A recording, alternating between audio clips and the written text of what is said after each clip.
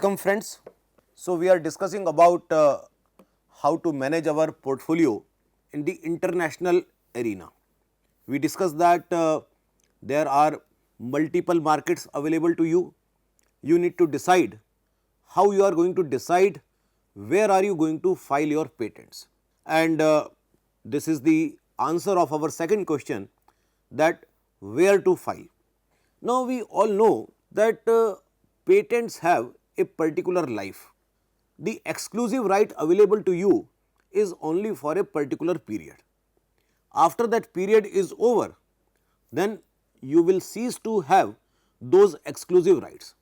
But within that period also, you should know that the rights will not be available to you automatically for entire 20 years of period.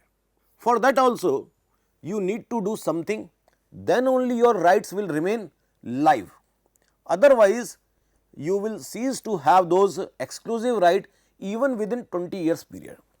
Now, this is a very important strategic call, and this is also the answer of our first question, that what to keep. What you want to keep today may not you want to keep tomorrow. What you want to keep tomorrow may not want to keep after 5 years. So, it is important that in your portfolio you should be very dynamic with respect to what you want to keep, what you do not want to keep. And therefore, in this particular session, we are going to discuss about the renewables of our patents. And since we are from India, so we will be talking this whole discussion at two levels. One, that renewables in the Indian market, and then in some of the important foreign markets. So, what is the process of renewing your patents, the fee, etc. in the Indian market, and then what is the process and some of the important nitty-gritties for renewing your patents in some of the popular international markets. So, that is the two level of discussions we are going to do in this particular session. Now, one very important thing which we should understand before we start about this discussion, technology forecasting is a very important element to decide about the patent renewable activities. Without technology forecasting, you will make a lot of mistakes. You will incur extra cost of keeping unnecessary patents. So, for example, if you see in India, we have a very good authority known as TIFAC, which do technology forecasting need assessment for our country. Similarly, there may be lot of consulting organizations, there may be lot of other futurologists who can give you the idea that what type of technologies will be needed in future. And if I am aligning my technologies with those future requirements, it is a case of keeping the patent. If I see that okay, this is not the future, and therefore, you can think of not to keep that patent for future, and then you can abandon that particular patent from your portfolio. So, this renewable process is very much related to the knowledge of technology forecasting. Without technology forecasting, you cannot do proper renewal of your IP portfolio. When you are able to decide that okay, these technologies I want to keep, these I want to abandon. So, this will obviously give you lot of efficiency, because your money, your resources will only be used for keeping those IP which are going to give you advantage in the future. It will give you a consistency of your business operations. What will be your future direction of your business?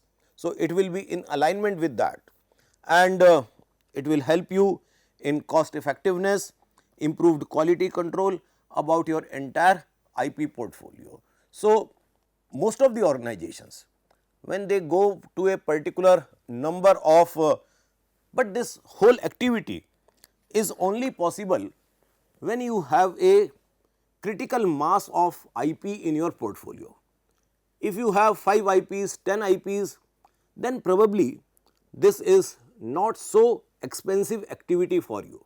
But when you start having 1000 IP in your portfolio, then this question becomes very important: what to keep, for how long to keep. And let me give you the example of various Indian education institutions, where now they are touching 1000 plus marks, and when they are keeping 1000 plus patents in their portfolio, and they are educational institute, sometimes they are able to transfer the technologies also, but many a time it becomes a source of additional cost for them, and therefore they have to be very very careful in deciding a suitable policy which can motivate the researchers also, and at the same time keep the cost on a very advantageous position.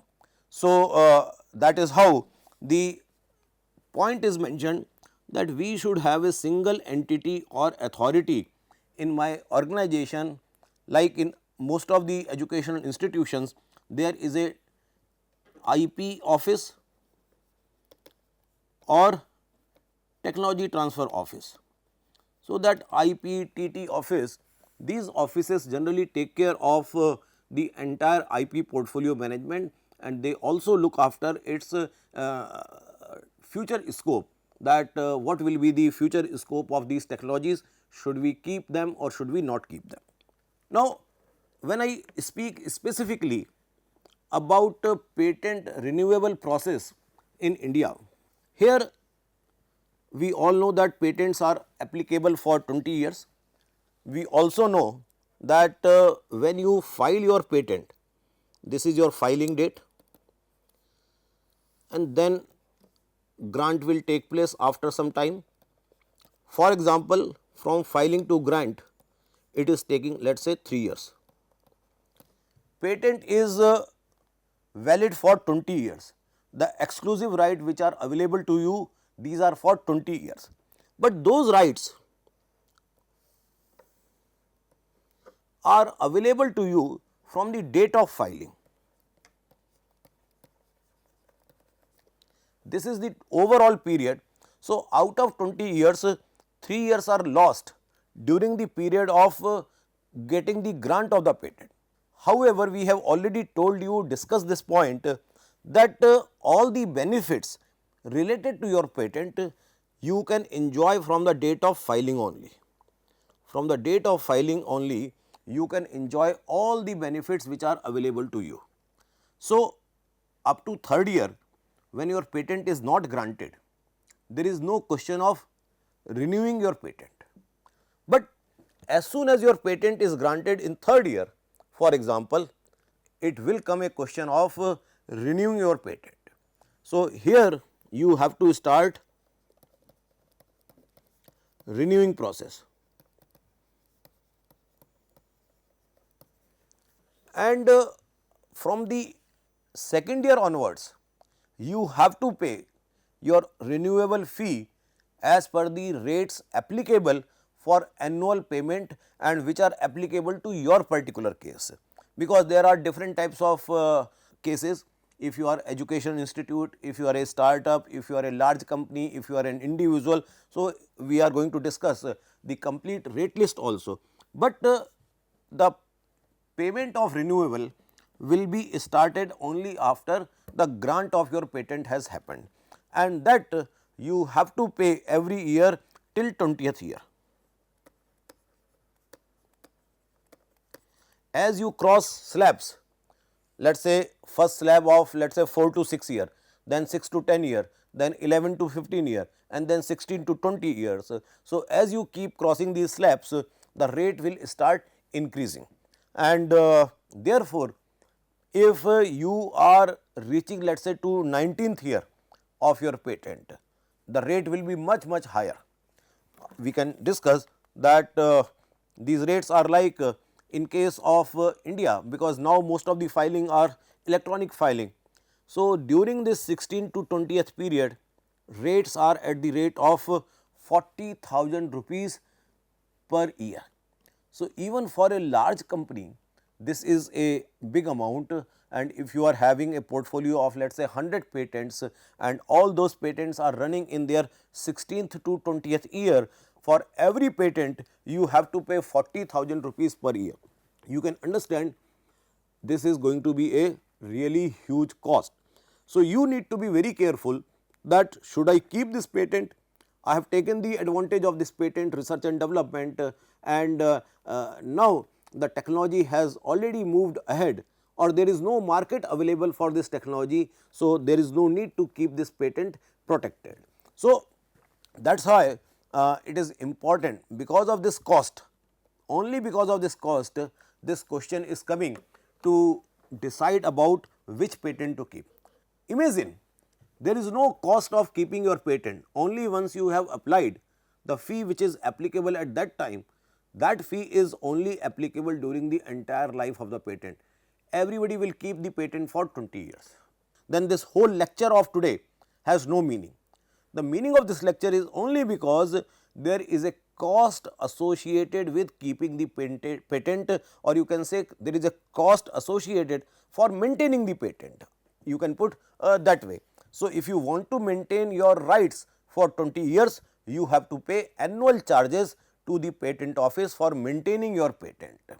Otherwise, you will not enjoy the exclusive right for your patent if you have not paid the annual maintenance charges.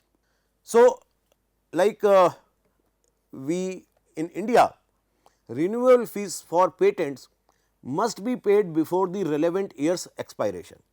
For example, this is as per the Indian Patent Act, the 5th year fee is due by the end of the 4th year of patent issue. Renewal fees start from the 2nd year onwards and continue on the annual basis. Patentees can also pay advance fees for multiple years under the Indian Patent Act.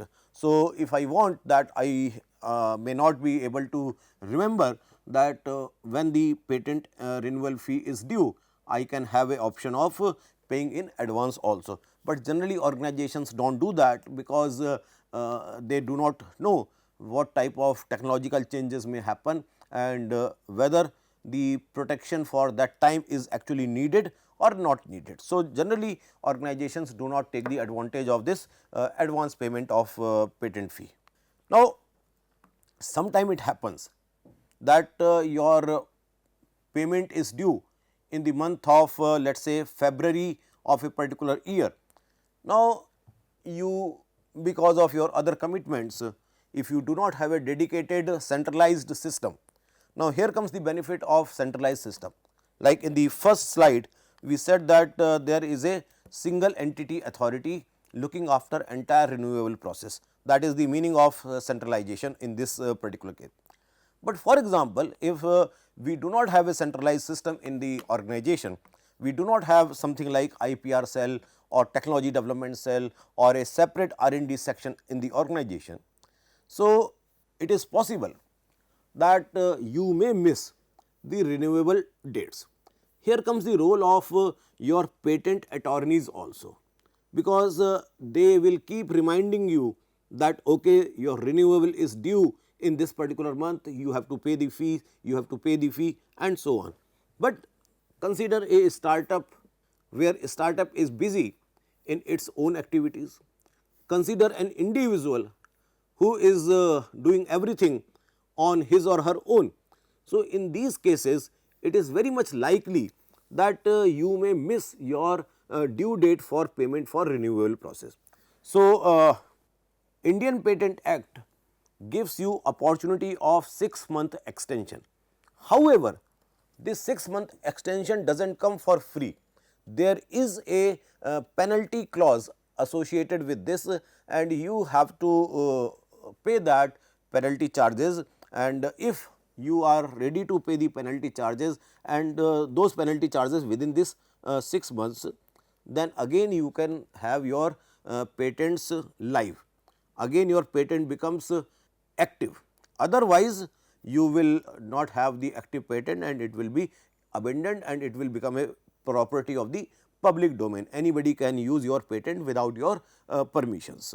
So, in this case the patent penalty which is applicable in case of India for different type of entities. If you are a individual, 480 rupees per month, small entities 1200 rupees per month, and now the startups are also included in the natural persons.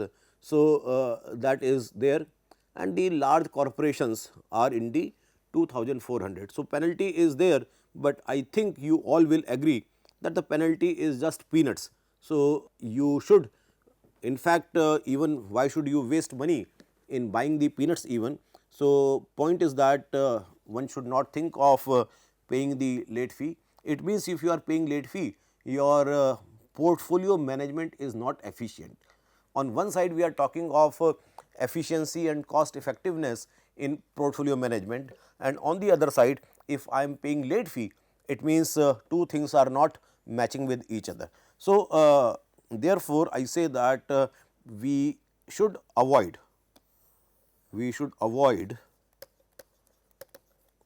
for effective IP portfolio management. But even then there is a possibilities that you may end up paying the late fee or penalty charges also.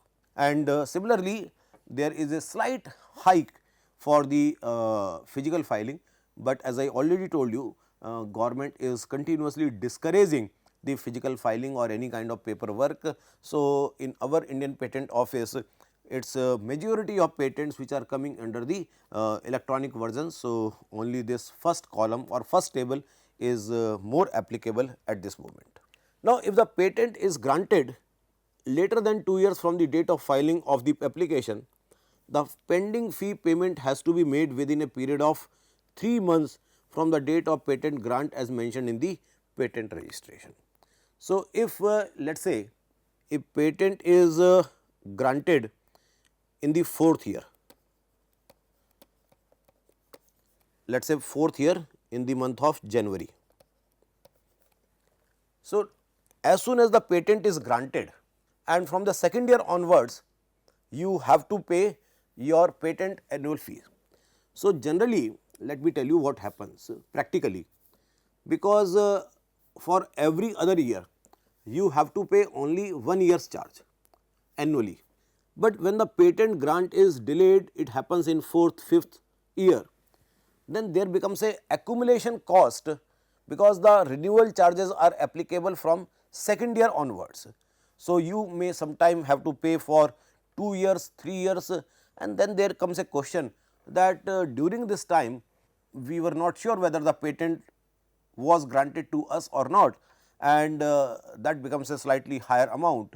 So, during this time you are in a state of confusion, and therefore, sometime it happens that you are not able to pay within the limited on the due date, and therefore, you have to pay within 3 months from the date of grant, and this is during this period, during this 3 months period, because it is granted on January, and so therefore, by April you have to pay your renewal charges, and during these 3 months there is no penalty. So, otherwise from the date of due of your payment, if you are not paying, you can take the benefit of paying the penalty up to 6 months. And we just discussed that what are the monthly penalty charges. But for the first time when your patent is granted, you have a option of paying up to 3 months, and during these 3 months there is no clause of penalty. Now, it is a simple procedural thing, and now our patent renewal can happen online, and we just discussed that what are the fees applicable, and as you see that there is a significant increase in the physical fees of renewable. So, this also discourages people to go for physical filing. Most of us go for electronic filing. It is convenient also, and at the same time it is economical also. So, both these benefits are applicable to you when you go for electronic filing. Now, at the international level, this is what we discussed at the national level. Now, at the international level, as during our PCT discussions, we discussed that there are two phases. One is international phase and then the national phase. Now, during the international phase, your work is happening at WIPO, where they are publishing your application, they are examining your application, and then there are certain optional activities also. But they are not giving you patent. For getting a patent, you need to go to a respective country's patent office, which we call as national phase. So, there is no concept of renewable of your patent in international phase. The concept of renewing the patent is only in national phase, and that national phase may take place either in USA or in European Union or in Japan, China, wherever you are filing your patent, there you will have your national phase. Now, some of the most popular destinations for Indian researchers, Indian organizations, one is USA. It is the most common place, and in USA the rates which are applicable for renewing your patent, these are in US dollars. So, in US dollar these rates are again very much dynamic. So, when we last accessed through this link which is mentioned here in the bottom of the slide, these are 400, 800, 1600, all these are different types of renewable rates, and depending upon in which category you are coming. So, whether you are a individual, you are a micro organization, or you are a large corporates, accordingly these rates are applicable to you, and you have seen that everywhere rates are very low for individuals. Then as your size of the organization is increasing, the rates increase. Here we have only 3 slabs. If you see in India, we had 4 slabs, but here we have only 3 slabs. In India there is a slab for 16 to 20 years also, but here the final slab is 12 plus years. So, you can take a call at 12th or 13 years only, because here the rates have just become doubled from $1,800 to $3,700, from $3,600 to $7,400. So, the rates have increased significantly, and therefore, you need to take a call in US also, and if you are going for foreign filing from country like India. And if you see that generally you will easily understand that based on the response of the market in initial years, you think of going for the next block. So, for example, if for 4 to 7 years you are not getting a good market response, you should be reluctant, or you should consider negatively that I should not keep this patent in US market. But obviously, if there is a expected market response during 4 to 7 years, you should go for keeping the patent alive in next years also. So, this is simple thing, and here also you have a system of late penalty. You are charged penalty on a monthly basis depending upon the type of organization. For micro it is $40 per month, for small it is 80, and for large it is $160 per month. So, that is how the fee is applicable in US market. The US patent is only allowing you to have 3 times we just discussed, and how fees can be paid, and it is also same like India, that you have to pay fees 6 months before the deadline, and payment of penalty is started immediately after the payment due date has passed. So, immediately the penalty will start. Then another important country for all of us is China, and China has multiple slots. You can see that China offers 6 different slots, and these are again per year, that 900, 1200, 2000, 4000, 6000, 8000, depending upon in which block you are, you have to pay this kind of renewable fees. So, out of 3, you can easily understand that if I consider India, USA and China, maintaining a patent in US market is most expensive, and therefore, in India particularly I can say it is a fashion to go for US market for patenting your products. But if it is not giving you, because when you go to the international market, particularly if I try to address to our startups, you need to understand a lot about local phenomena. So, the technology which you are developing in India may not be necessarily can be implemented similarly in other international markets also. So, it requires a lot of careful thinking before you invest, before you give your hard earned money for keeping your IP in different countries. So, Chinese patent must be renewed annually throughout their granted lifetime, same for all other countries. And in this case, one important thing is applicable. No matter when the patent is granted, renewable fees begin from the date of filing. So, like in India's case, renewable fee applies from second year onwards, but in this case of China, whether it is granted not granted, your renewable fees will be applicable. The renewable date each year is the anniversary of the filing date of the patent. So, it is almost same which is applicable in India also. Misrenewals do not immediately lead to a lapsed patent. There is a 6-month time frame before the patent lapses. So, it is again same what is applicable in our case also.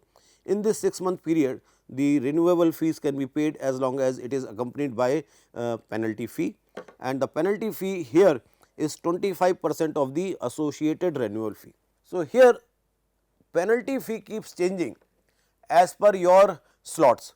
Like if you are missing between 16 to 20 years, penalty fee will be much higher, because it is 25% of 8,000 in that case. So, you can say that 2,000 yuan per month kind of the penalty fee you have to pay. So, here the penalty fees is really a significant deterrent for forgetting your renewable dates.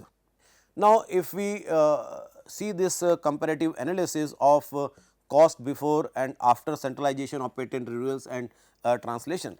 Now, pre-centralization, before centralization, renewal fees might have varied across different jurisdictions.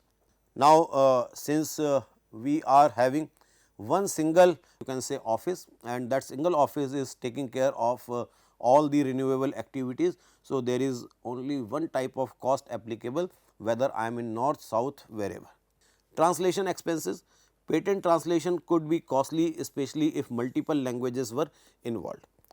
Generally, patents, when we are filing in different patent offices, some of the patent offices allow you to file application in English, and there are some patent offices where they have requirement of their own language. Like in case of India, if I speak Hindi, but I cannot submit my patent application in Hindi, I need to get it translated in English. So, therefore, when you are translating your patent in multiple languages, you also incur this cost. So, this is a question related to where, all those quantities where you want to go, and whether the translation expenses are within your, you can say, budget or going beyond the budget. And then administrative overhead also, these are there in case of pre-centralization. Now, after the centralization, it has become a very streamlined process. Centralization offers leads to streamlined process and efficiencies are possible. Centralizing renewables and translations may enable your organization for some kind of bulk discounts with translation agencies or those who are helping you in patent renewal service provider. The meaning of this point is that there is a government fee or IPO fees. I am using two types of IPO. One is Indian Patent Office and second time I say intellectual property office. So, when I am saying that IPO is this intellectual property office. Now, any intellectual property office will charge its government fee, plus you may take the help of a service provider, and these charges of translation etc., or the bulk discount is only possible on this service provider charge, because service provider says that okay, if I am getting a sizable number of IP requirements from a particular organization, I can reduce my charges, and it is phenomena of economies of scale. And then since somebody is managing your entire activity, this centralization will help you in getting the better visibility, and it will help you in reducing the risk of missing the renewable deadlines. And obviously, because of centralization, as I just mentioned, economies of scale will also possible, and it will help you in getting efficiency and cost minimization. So, all these are the benefits of post centralization, and we just discussed that it is going to have you the cost effectiveness. The centralization will help you in following or adhering to a standard operating process of renewal, that okay, whenever there is a question of renewing a patent, what type of checklist we should have, and what should be the items of those checklist. So, we can prepare a checklist, and that checklist may have some, let us say 10 items, that okay, market assessment. Have you done the market assessment before you go for deciding the renewable? Have you done for competitor analysis? Have you done scope of future technologies? Similar. So, if there is a proper you can say standard operating process, then it will be a very streamlined effort for renewing your patents.